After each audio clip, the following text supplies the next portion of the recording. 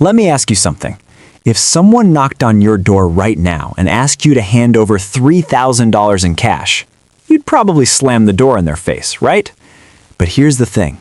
Every single year, that's exactly what's happening to you. Except no one's knocking, no one's asking, and most people never even notice it's gone.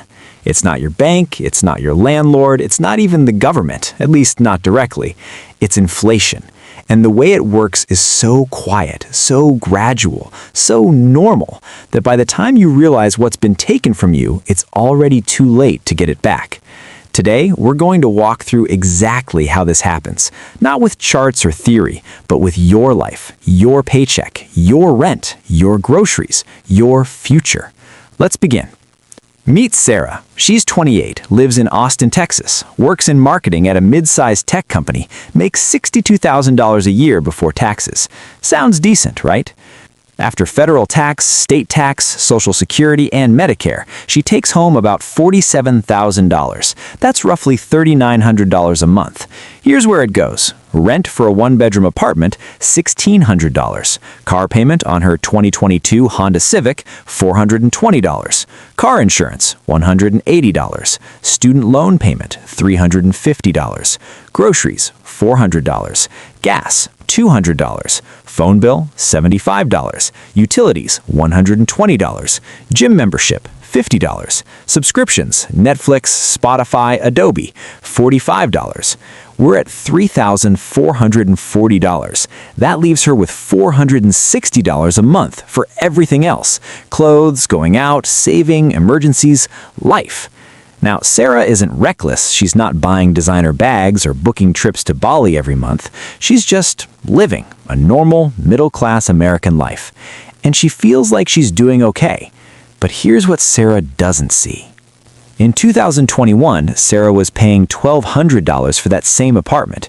In 2021, she was spending about $280 a month on groceries.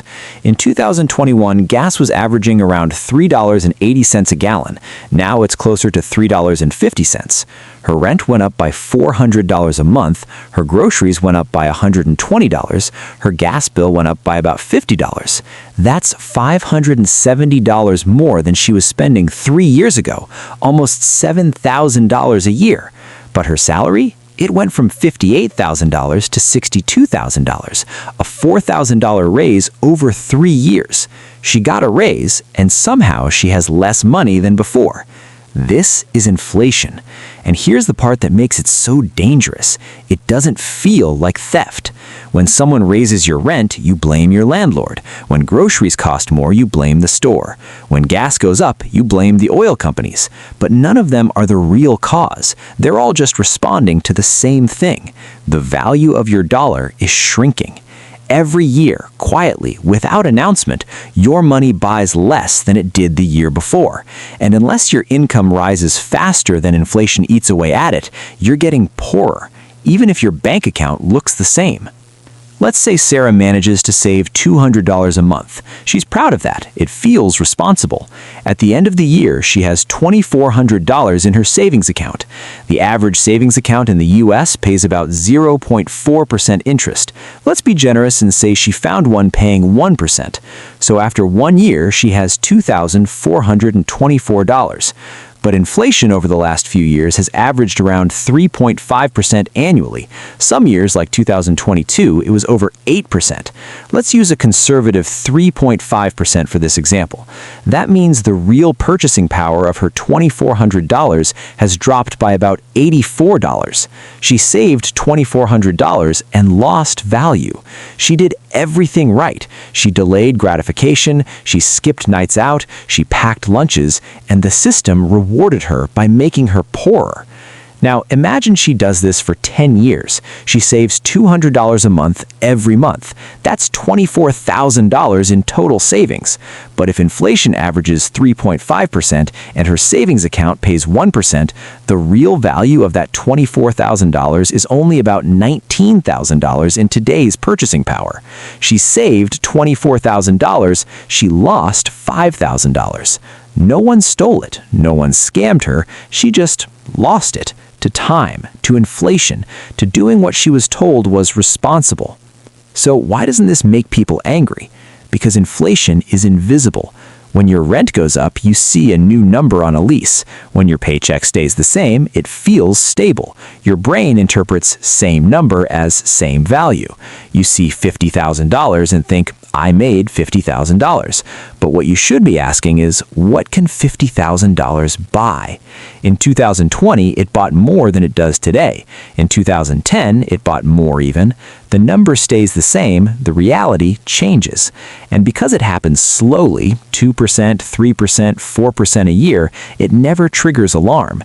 It's like gaining 1 pound a month. You don't notice until 5 years later you're 60 pounds heavier and wondering what happened.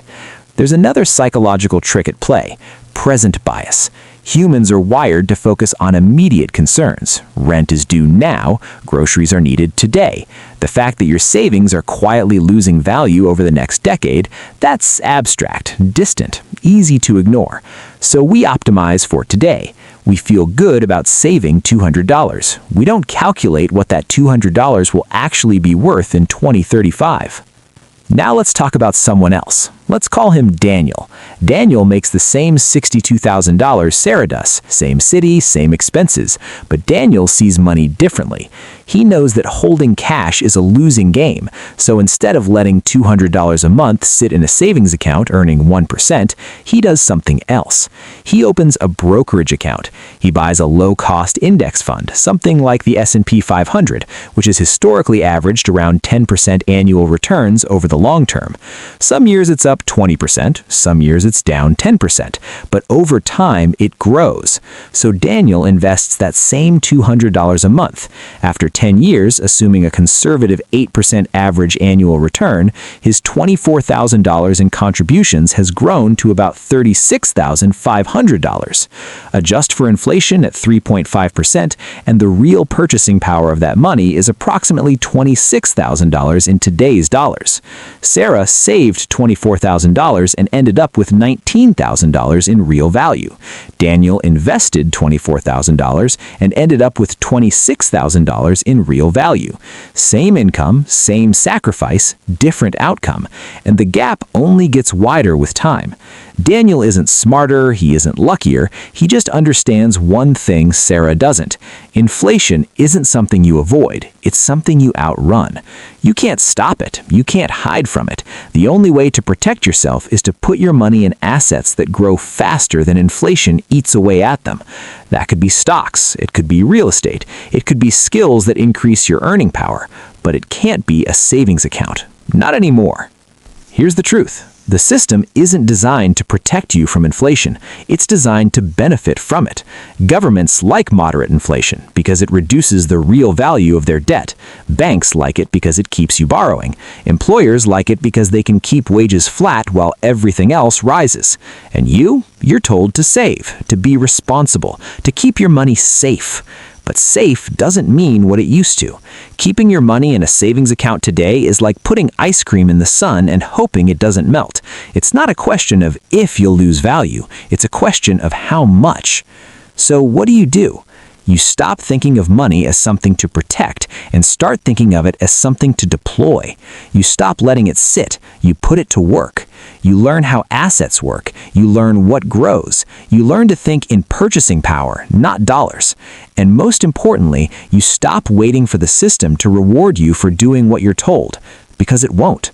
Inflation is the silent tax on people who don't know how money works. But now you do. If this shifted how you see your own finances, go ahead and hit that subscribe button. There's a lot more where this came from. And I'll see you in the next one.